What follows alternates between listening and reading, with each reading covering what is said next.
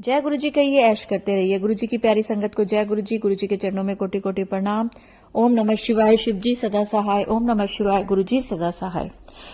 संगत जी, आज गुरु जी ने अपनी पूरी नई संगत को ब्लेस किया है। गुरु जी कहते हैं मेरी हर संगत को मैं ब्लेस करता हूं, पर आज नई संगत को क्यों? क्योंकि नई संगत जिसने गुरु जी को चोला रूप में नहीं देखा, गुरु जी से दीक्षा नहीं ली, गुरु जी की कोई आवाज नहीं सुनी। सोशल मीडिया पे जरूर सुन रहे हो आप लोग आजकल, पर गुरु जी ने साक्षात किसी से उनसे बात नहीं करी। लेकिन गुरु जी कहते हैं फिर भी मेरी नई संगत इतनी भोली है, इतनी दिल की साफ है कि वो हर किसी से जो गुरु मेरे बारे में बात करती है, तो जो कुछ कोई कहता है वो अपनी जिंदगी में उतार लेती है। आज अगर आप गुरुजी से हफ्ता पहले जुड़े हैं, 10 दिन पहले जुड़े हैं, महीना, 2 महीना, साल, 4 साल, 6 साल, अपने आप को नई संगत बोलते हो। अगर आपको लगता है मुझे कुछ नहीं पता, तो गुरुजी कहते हैं तुझे कुछ पता करन दी लोड़ भी नहीं। मैं तेरे नाल खड़ा, तू मेरा नाम लेंदा ते मैं तेरे नाल खड़ा हो जाना आके। तू ते मेरे उत्ते सारा कम सुट्टिया होया, तू कहंदा है कि गुरुजी करनगे जो करनगे। गुरुजी जो करनगे बहुत चंगा करनगे। ए मेरी नई संगत है ते ਇਹਨਾਂ ਨੂੰ मैं इन्नी ब्लैसिंग देना ਪਿਆ ਵਾਂ कि ਇਹਨਾਂ ਦੇ घर परिवार ए देखना किधरों फर्श से अर्श पहुंचणगे। ये गुरु जी के आज संगत के लिए एक बहुत अच्छा थॉट है। इसका मतलब ये नहीं है कि जो पुरानी संगत है गुरु जी उनको ब्लेस नहीं करते। गुरु जी तो वो उनको हर वेले, जिस दिन से गुरु जी के साथ वो जुड़े हैं, हर वेले उनको ब्लेस करते हैं। पर गुरु जी कहते हैं नई संगत थोड़ी सी घबराई रहती है, डरती है कि कहीं कुछ गलत ना हो जाए। तो डरने की जरूरत नहीं है। तुमसे जो होता है, जितना होता है, जैसे होता है, मैं तुम्हारे साथ हूं। तुम बस इधर उधर भटको मत, बस तुम मेरे साथ रहो, मेरे पे विश्वास करो, सरेंडर करो और मेरे साथ डायरेक्ट कनेक्शन रखो कि गुरु जी से बातें करो। नई संगत जो है, जो नई संगत बनी है गुरु जी की, वो गुरु जी से बातें करे। गुरु जी अपने आप जवाब देंगे। आपको जरूरत नहीं है इधर उधर भटकने की, आपको जरूरत नहीं है कोई। गुरु जी कहते हैं ना, पुराने संगतां दे सुनते रहंदे ने, इन्हां नूं कहो नई संगत दे सुनन, नए संगत दे भी सुनन। क्यों? क्योंकि मैं जो उन्हां दे नाल नई संगत नाल जेड़े कल्याण करदा पिया वां, ए कल्याण इन्हां दे नाल भी होण वाले ने। तो ये आज गुरु जी का एक बहुत बड़ा थॉट है कि आप नई संगत है तो आपने अगर गुरु जी के ऊपर पूरा विश्वास करा हुआ है, सरेंडर किया हुआ है, तो बहुत जल्दी आपकी जिंदगी बदलने वाली है और बहुत खुशनुमा होने वाली है। देखो, कुछ ना कुछ परेशानियां हर जिंदगी में होती हैं। गुरु जी से जुड़ने के बाद बस आपको हिम्मत आ जाती है, हर अशक्ति आ जाती है हर परेशानी झेलने की। ऐसा किसी की जिंदगी नहीं है जिसकी जिंदगी में दुख तकलीफ परेशानी ना हो। लेकिन अगर गुरु जी हैं तो आप उन परेशानियों से लड़ सकते हो। आपके अंदर एक तरह का ना विश्वास आ जाता है। तो चलिए संगत जी, मेरे चैनल पे नए हैं तो चैनल को प्लीज प्लीज प्लीज सब्सक्राइब करें, वीडियो को लाइक करें, वीडियो को प्लीज ज्यादा से ज्यादा शेयर करें, ताकि गुरु जी की हर संगत तक ये संदेशा पहुंचे कि कोई भी अपने आप को नई या पुरानी संगत ना समझे। गुरु जी की नजरों में हर संगत एक जैसी है। हम लोग उसको सोचते हैं कि मैं तो अभी नई जुड़ी हूं और ये पुरानी संगत है। गुरु जी के अलावा कोई भी ऐसा नहीं है जिसके कि आप तुलना गुरु जी से करो कि ये गुरु जी की पुरानी संगत है या ये गुरु जी के साथ रहे हैं तो हम इनको गुरु जी जैसा माने। नहीं, आप गुरु जी को गुरु जी की जगह रखिए, बाकी सबको संगत की जगह रखिए। ये मेरी हाथ जोड़ के विनती है। ये थॉट भी गुरु जी ने डाला कि संगत भ्रमित हो जाती है कि जो मेरे साथ पुराने जुड़े हैं, संगत उनके अंदर मेरा रूप देखने लग जाती है। नहीं, गुरु जी थे, आगे सब संगत है। आप मार्गदर्शन जरूर ले सकते हो, पर हर चीज गुरु जी से बोलो, डायरेक्ट कनेक्शन रखो गुरु जी के साथ। तो चलिए, आज एक आंटी के छोटे छोटे मैं आपको 3 सत्संग सुना रही हूँ। तीनों सत्संग में ही आपको बहुत कुछ समझ आ जाएगी कि गुरु जी जब देने पे आते हैं और कल्याण करने पे आते हैं तो क्या क्या कर सकते हैं। तो जय गुरु जी, शुक्राना गुरु जी। मैं बम्बई से हूँ। मैं और मेरे फ्रेंड्स स्ट्रे एनिमल्स की सेवा में लगे रहते हैं। यहाँ पर 2-3 हफ्ते पहले हमें एक छोटा सा पपी मिला जिसकी एक टांग को पूरी तरह से कीड़ों ने खा लिया था। बहुत बुरे हाल में था, उसकी हड्डी तक एक्सपोज हो गई थी उस टांग की और बहुत ही ज़्यादा इन्फेक्टेड था उसका पैर।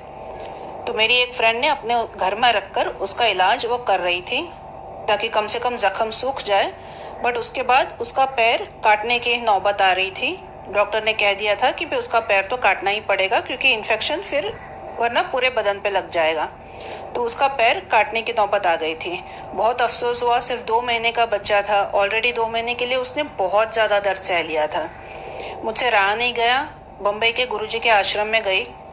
रो रो कर गिड़गिड़ा कर मैंने गुरुजी से बस अरदास करी कि ये बच्चा बेचारा सिर्फ 2 महीने का है, इसके आगे इसकी पूरी जिंदगी है। इसकी टांग अगर काटनी पड़ रही है तो भगवान प्लीज ऐसे कुछ करना गुरुजी कि इसको कोई दर्द ना हो और इसके टांग काटने के बाद कोई ऐसी उसको घर मिले जहां पर आगे की जिंदगी ये बिल्कुल राजा की तरह रहे। 2 महीने में जो भी इसने तकलीफ झेली है, एक छोटे से पप्पी ने चुपचाप जो भी तकलीफ झेली है उसमें शायद उसके सारे कर्म कट चुके होंगे। अब आगे की जिंदगी बिल्कुल ऐशो आराम से जिए। गुरुजी से बहुत रो रो कर मैंने ये गिड़गिड़ा कर मांगा और बहुत मिन्नतें करी कि कुछ तो ऐसा चमत्कार दिखा दो कि ये पपी अब बस आगे और दर्द ना सहे। जिस दिन उसका एम्पुटेशन था उसी दिन खुशखबरी मिल गई हमको कि एक फैमिली है जिन्होंने उसके फोटोग्राफ्स देखे और तुरंत उन्होंने हाँ कह दिया कि जैसे ही ये बच्ची की सर्जरी हो जाएगा, बैंडेजेस हो जाएंगे, 1-2 दिन के पोस्ट ऑपरेटिव केयर के बाद वो लोग उसे अडॉप्ट करने के लिए रेडी है।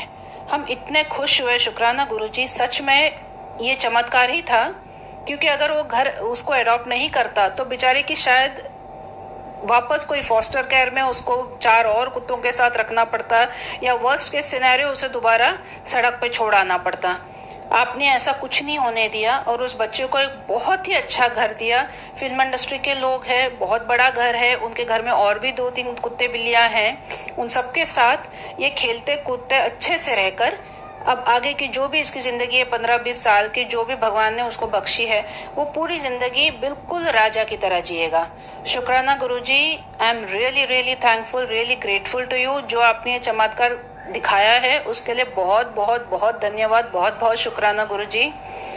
आप बस हर संगत का, हर जीव जंतु जानवर का ऐसे ही ध्यान रखना, कोई बच्चा बेचारा भूखा ना सोए, कोई जख्म से तड़पते ना सोए, सबको जिंदगी अच्छी दो, बरकत दो।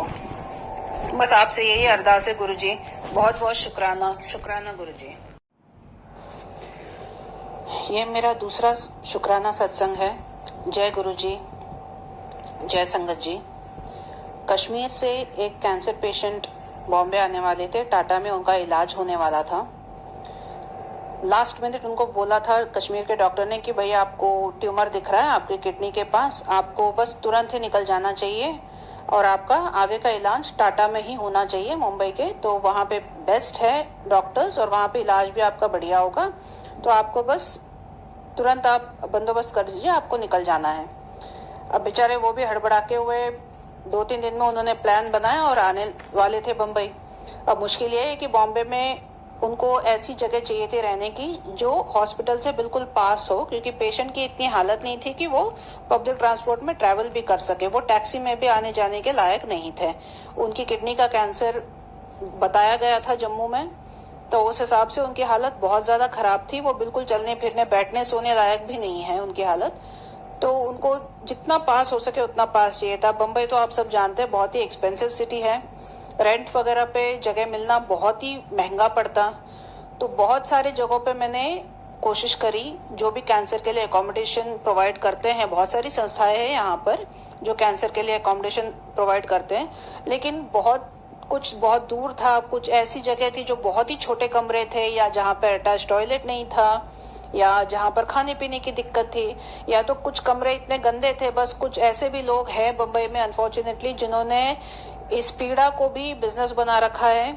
बहुत ही घटिया से गंदे से रूम भी दे रहे थे 2-2 हजार पर डे के चार्जेस पे, जहाँ पे वो एक गंदा सा किचन दे देते जहाँ बिल्कुल गंदे कॉकरोच चूहे सब दौड़ रहे। तो मतलब इतना मैंने निराश हो गई थी 3 दिन से ढूंढ ढूंढ कर कि मेरे को समझ नहीं आ रहा था अब करूँ तो क्या करूँ, क्योंकि मुझे बहुत इमरजेंसी थी कि इनके लिए मुझे कमरा ढूंढना ही था, क्योंकि अगले दिन शाम को तो वो लोग बॉम्बे पहुंच जाने वाले थे। मेरे पास सिर्फ 24 घंटे का वक्त बचा था। अब ऐसे में मैंने बस एक ईमेल लिख दिया जो संगत के है, गुरुजी के संगत का एक जस्ट रैंडम ईमेल मैंने, जो बॉम्बे के मंदिर के हिसाब से जो मुझे एक रैंडम ईमेल सा मिला, उस पर बस मैंने ईमेल लिख दिया। उस ईमेल के थ्रू मुझे कुछ 2-3 कॉन्टैक्ट्स मिले। उनमें से एक नवनीत आंटी मिली मुझे, फोन उनका आ गया मेरे पास कि भाई ऐसे ऐसा है कि उन्होंने मेरे से बात करी कि मैंने उनको सारी बात समझाई कि नवनीत जी मैंने बहुत सारी जगहों पे देख लिया, कई जगहों पे कमरे बहुत छोटे, 4 बंदे आ रहे हैं तो 4 बंदों के रहने जितना रूम है नहीं, और 2 कमरे ले तो बहुत एक्सपेंसिव भी पड़ रहा है, इतना अफोर्ड नहीं कर पाएंगे। तो आप किसी भी तरह से दादर के गुरुद्वारे में उनको एक कमरे का अगर अरेंजमेंट करवा सकते हो, अगर आपकी कोई जान पहचान है, अगर आपका कोई कनेक्शन है, तो मेहरबानी करके एक दादर के गुरुद्वारे में कर दीजिए, क्योंकि एक तो ये दादर गुरुद्वारा टाटा हॉस्पिटल से सिर्फ 10 मिनट की दूरी में है, आना जाना बहुत इजी हो जाएगा, कमरा भी साफ सुथरा मिलेगा, टॉयलेट्स वगैरह भी साफ सुथरे मिलेंगे, और सबसे बड़ी बात तो लंगर वहां पर फ्री है, तो खाने पीने का खर्चा नहीं होगा। तो हर तरीके से दादर का जो गुरुद्वारा था वो बहुत अच्छा पड़ रहा था, बहुत ही कन्वीनियंट हो जाता, और पेशेंट के हिसाब से तो बहुत अच्छा पड़ता, उनको ज्यादा वहां से ट्रैवल नहीं करना पड़ता। तो ये सब सोच के बस मैं गुरुजी से अरदास करने लगी, गुरुजी कुछ तो चमत्कार दिखा दीजिए, अब बस ये बेचारे कैंसर पेशेंट कल यहाँ पे पहुंच जाएंगे तो ऐसा उनका एक छत का बंदोबस्त कर देना कि आगे ये टेंशन फ्री सिर्फ ट्रीटमेंट में अपना कंसंट्रेट कर सके, उनकी ट्रीटमेंट अच्छे से हो जाए, और इनको रहने खाने पीने की कोई टेंशन ना हो, शांति से वो अपने यहाँ पे एक जगह पे रहकर अपना ट्रीटमेंट तुरंत शुरू कर सके, ताकि वो जल्दी ठीक हो सके। आप मानोगे नहीं, सिर्फ 2 घंटे में उनका फोन आ गया कि रश्मि जी आपके लिए वो कमरा हमने फाइनल कर दिया, हमने बात कर दी, वहां पे एक फलाना अंकल है, उनसे हमारी बात हो गई है, तो आपको वो कमरा जो है फाइनल हो गया है, आप बस वहां जाकर उस कमरे की चाबी ले लीजिए दादर गुरुद्वारा में।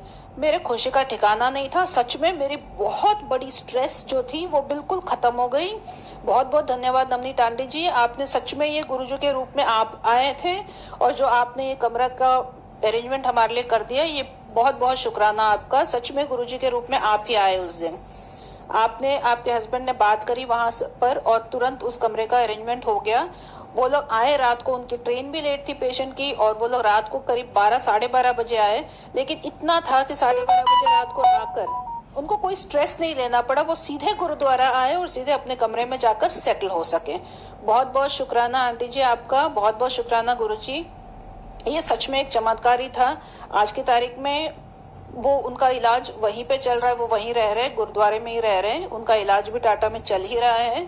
हालत थोड़ी सी खराब जरूर है, लेकिन बस गुरुजी पे छोड़ दिया है, गुरुजी से अरदास करिए। गुरुजी का एक बार तो उनको मैं बम्बई के आश्रम ले जाकर उनको लंगर भी करवाया और लोटा भी ब्लेस करवाया। अब मैंने स्ट्रिक्टली उनको कहा है कि जो भी दवाई लेंगे वो लोटा ब्लेस लोटे में पानी भरकर रात भर भर के रखना है, और सुबह उसी पानी से उनको सारी दवाइयां लेनी है। अब उनका बेटा जो है उनके साथ आया हुआ है, तो वो स्ट्रिक्टली वो सारे नियम पाल रहा है। लोटे को मैंने उनको समझा दिया कि सिर्फ इमली से धोना है, साबुन से नहीं धोना है, और गुरुजी की तस्वीर के सामने रात भर रखकर उसको एनर्जाइज करना है, और सुबह उसी पानी से उनको गोलियां लेनी है, उनके पिताजी को जो भी है। अब देखो कैंसर का इलाज है, इतना इजी नहीं है, सब कुछ डिटेक्ट करने में, सब कुछ पता लगाने में वक्त लगता है, दुनिया भर के टेस्ट होते हैं, स्कैन्स होते हैं। बस अरदास इतना ही है गुरुजी से कि अगर वो तकलीफ है भी तो छोटे में कट जाए, वो जल्दी ठीक होकर हंसते खेलते वापस अपने घर चले जाए। ऑल द वे कश्मीर से आए हैं, बॉम्बे अपने आप में नई सिटी है, नई जगह है, और इतना आसान नहीं है सब कुछ एडजस्ट हो जाना, खान पीन हवा पानी सब कुछ अलग हो जाता है। इसके बावजूद भी सब कुछ एडजस्ट करके वो बेचारे सब कुछ मैनेज करके चल रहे हैं। बस गुरुजी से अरदास है, कुछ आप उनको चमत्कार कर दो, कुछ ऐसा कर दो, भले इलाज लेने पड़े, जो भी सर्जरी करनी पड़े, लेकिन एक बार का ये बस किस्सा खत्म हो जाए, इनकी कैंसर इनके शरीर से निकल जाए, और इनके पूरे फैमिली पे दोबारा कैंसर का साया कभी ना आए। गुरुजी प्लीज आपसे बस ये अरदास है, इनको ठीक कर दो। मैं अपने लिए नहीं, मैं इन लोगों के लिए आपसे दुआएं मांग रही हूँ। प्लीज गुरुजी बस इनको जो भी तकलीफ है छोटे में कट जाए, और इनको आप बस इनके इलाज में, इनके डॉक्टरों के हाथ में ऐसी शक्ति दे दो कि बस वो पता लगा सके ये कहाँ पे कैंसर है, कहाँ पे ट्यूमर है, और उसका वो कोई ना कोई जुगाड़, कोई ना कोई इलाज ढूंढे और उसको एक बार का निपट लें। बस वापस ये जल्द से जल्द वापस अपने घर जाए और हंसते खेलते जाए। शुक्राना गुरुजी, आपका बहुत बहुत शुक्राना। सच में रश्मि आंटी, मेरे को आपके ना सत्संग सुन के इतना अच्छा लग रहा है कि आपने कुछ भी अपने लिए नहीं मांगा, और कभी पहले उस मतलब स्ट्रीट डॉग्स के लिए और किसी कैंसर पेशेंट के लिए आप मांग रहे हैं। तो ऐसे में क्या होता है ना कि गुरु, आपको कुछ मांगने की जरूरत ही नहीं है। ऐसे जिनके दिल होते हैं ना, गुरुजी उनका अपने आप से ही सारी की सारी परेशानियां दूर कर देते हैं। जब आप दूसरों के लिए मांग रहे हो ना, तो आपको अपने लिए मांगने की जरूरत ही नहीं। गुरुजी कहते हैं जो दूसरों का भला करता है ना, उसका भला मैं करता हूं। तो चलिए आंटी जी का बहुत ही प्यारा एक और शुक्राना सत्संग हम सुनते हैं। जय गुरु जी, सारे संगत को जय गुरु जी। मैं आज ये सत्संग अपना शेयर करना चाहती हूँ जो मेरे लिए बिल्कुल ही मिरेकलस है। नवंबर में मुझे सडनली डायबिटीज डायग्नोज हुआ था और मेरा शुगर लेवल्स जो थे बहुत ही हाई थे। जो HbA1c का लेते 3 महीने का जो आता है शुगर लेवल्स, वो 10.6 था, और जो आफ्टर ब्रेकफास्ट फास्टिंग और आफ्टर ब्रेकफास्ट खाता वो तो बहुत ही ज्यादा था, 280 के ऊपर का था।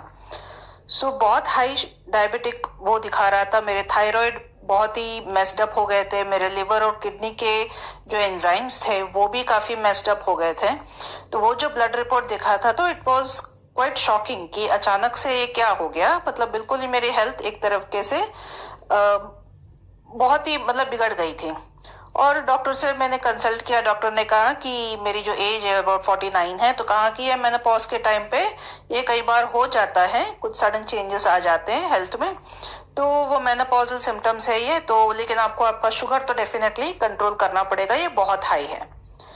बस उस वक्त से मेरी गोलियां शुरू हो गई, मेटफॉर्मिन की 2 गोलियां शुरू हो गई। बट मैंने ऑफ कोर्स गुरुजी के मंदिर भी, मतलब उस वक्त मैं गुरुजी से अभी तक मैं वाकिफ थी नहीं। नवंबर 2003 तक मेरी गुरुजी से मुलाकात हुई जनवरी के एंड फरवरी के करीब। तब मुझे एक फ्रेंड के थ्रू पता पड़ा उनके मुंबई के मंदिर के बारे में, और मैंने पहली बार तकरीबन जनवरी एंड फरवरी में मैं मुंबई के मंदिर में पहली बार गई। और मैंने कहा कि चलो जब इतने लोग यहाँ आते तो कहीं ना कहीं कुछ तो एनर्जी होगी इस जगह पे, तभी आते हैं, और मुझे इन चीजों में बहुत दिलचस्पी रहती है। तो बस गई मैं वहां पे गुरुजी का के मंदिर में, दरबार में जाके माथा टेकने लगी, वहां का लंगर खाने लगी। मुझे बताया गया कि भाई इनके लंगर भी एक मेडिसिनल प्रॉपर्टीज होती है इनमें, कि इनमें इतना आशीर्वाद होता है, इतना ब्लेसिंग होता है इसमें कि बड़ी बड़ी बीमारियां भी ठीक होती है। बस मैंने ब्लाइंडली विश्वास कर लिया इन चीजों पर, और बस जो नॉर्मली जो दवाई लेनी चाहिए वो दवाई लेती गई। नॉर्मल डे टू डे मैंने ऑफ कोर्स डाइट में काफी चेंजेस करे मैंने, और जो कुछ हर्ब्स ले रही थी मैं, आयुर्वेदिक हर्ब्स जैसे मेथी दाना है और पनीर फूल कहते हैं जिसको, और चिरायता, ये सब मैं रात को पानी में भिगाकर सुबह खाली पेट उसका उबालकर उसका पानी पीने लगी, जो वो भी शुगर को कंट्रोल करने में बहुत मदद करता है। चलो ये सब तो करती हूँ, बट मेरे मन में एक था कि भाई शुगर एक डायबिटीज एक ऐसी चीज है ना जो ये लाइफ टाइम के लिए आपके पास बस आ गई है। कुछ लोग हैं जो इसको कई साल तक भी कंट्रोल भी नहीं कर पाते, फॉरगेट उसको मतलब रिवर्स करना तो बहुत दूर की बात है, 10 15 साल तक तो कंट्रोल करना भी मुश्किल होता है शुगर को। तो नवंबर में था ये ब्लड टेस्ट जिसमें इतना हाई शुगर बताया। फिर मैंने बस अपना नॉर्मल डे टू डे जो रूटीन है वो कंटिन्यू किया। बस गुरुजी के दरबार जाती रही हर संडे जहां तक पॉसिबल था। ये अब आया जुलाई 7, गुरुजी के बर्थडे का दिन। गई मैं लंगर खाने वहां पर, और गुरुजी के माथा टेकने गई मंदिर में, सेलिब्रेशंस में गई। और उस लंगर में जो उस दिन जो प्रसादी थी, उस दिन में उस दिन थी मोतीचूर के लड्डू, कुल्फी। तो बस मैंने प्रसाद समझ कर खा तो लिया, लेकिन अगले दिन 8 जुलाई को सुबह थी मेरी ब्लड टेस्ट। जब लड्डू खाए, कुल्फी खाया, तब मैंने सोच लिया अब तो ये डेफिनेटली दिखने वाला है मेरे ब्लड टेस्ट में, क्योंकि शुगर का ही वो फास्टिंग और प्रीप्रांडियल जो टेस्ट होता है ब्लड टेस्ट, वो कराने वाली थी, और HbA1c का भी कराने वाली थी, जो 3 महीने का शुगर लेवल्स आपके शरीर का बताता है। सिर्फ इतना ही नहीं, मैंने अप्रैल में जून के महीने में आम भी बहुत खाए थे, क्योंकि आम एक ऐसा फल है जो मैं बिल्कुल सैक्रिफाइस नहीं कर सकती। बस आम भी बहुत खा लिए थे मैंने, और फिर गुरुजी का लंगर भी खा रही थी। डे टू डे जो नॉर्मल था, बस हाँ वो जो हर्बल वाटर है और मेटफॉर्मिन जो गोलियां थी वो चल रही थी पैरेलली। 8 जुलाई को सुबह मैंने ब्लड टेस्ट दिया, शाम को रिपोर्ट आई जो मेरे होश उड़ा दिए।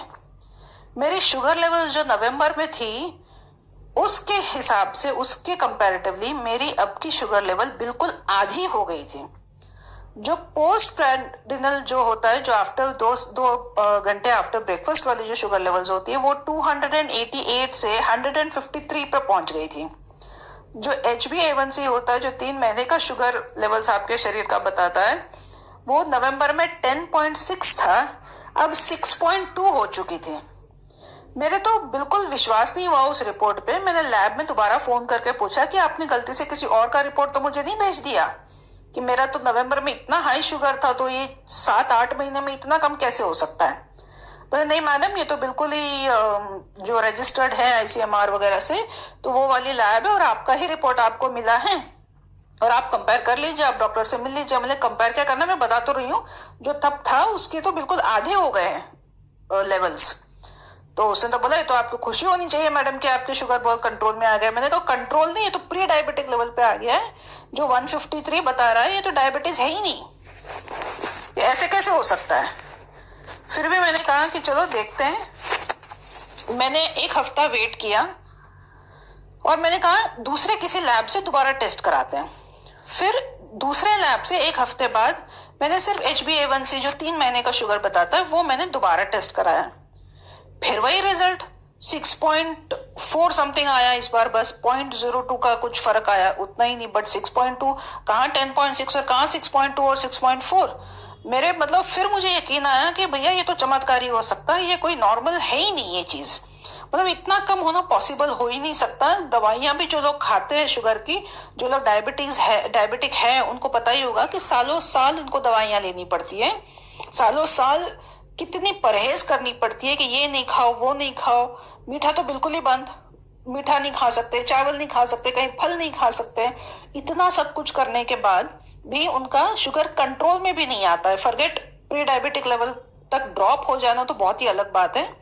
तो ये this is nothing less than a miracle, ये मिरेकल ही है, इसमें कोई शक नहीं है मुझे, क्योंकि इतना इम्पॉसिबल है कि मैं अपने घरों में ही जानती हूँ, मेरे मम्मी है, मेरे मौसी है, मेरे मायके में तकरीबन हर किसी को ही डायबिटीज है और वो आज 20-20 साल से इलाज कर ही रहे हैं और अभी तक उनका सो कॉल्ड शुगर लेवल 2 महीने में कभी ऊपर चला जाता है फिर नीचे चला जाता है। आज तक कभी इस लेवल पे नहीं आया कि वो अपने आप को कह सके I have reversed my diabetes, कि मैं प्री डायबिटिक लेवल पे आ गई हूँ।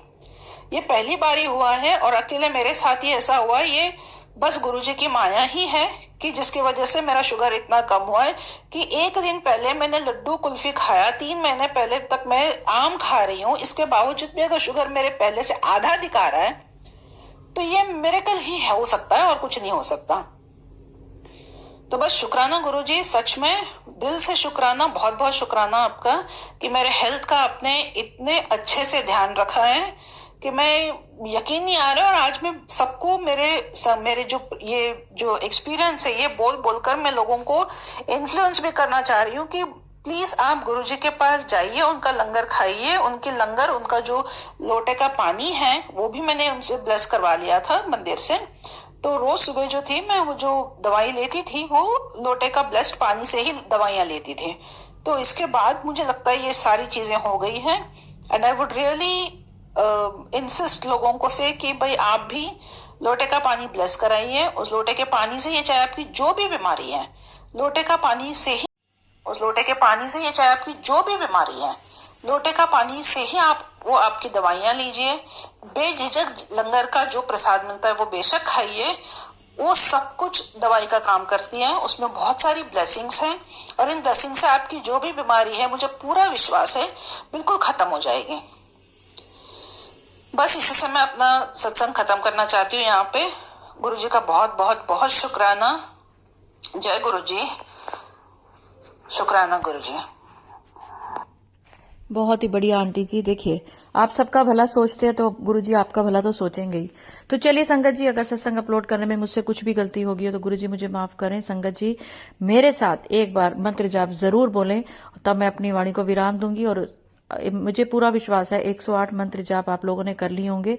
एक चीज और, जैसे अब कल लास्ट है 31 जुलाई, और जो लोग रह गए हैं क्योंकि कई लोगों को टाइम की दिक्कत है या कई लोग गिनना भूल जाते हैं, ये कोई भी आपकी प्रॉब्लम है, तो आप कल किसी टाइम भी, कभी भी, कितने भी मंत्र जाप करें, जरूर करें। तो चलिए संगत जी, एक बार मंत्र जाप आप सब मेरे साथ जरूर बोलें। ओम नमः शिवाय, शिव जी सदा सहाय। ओम नमः शिवाय, गुरुजी सदा सहाय। जय गुरुजी, शुक्राना गुरुजी।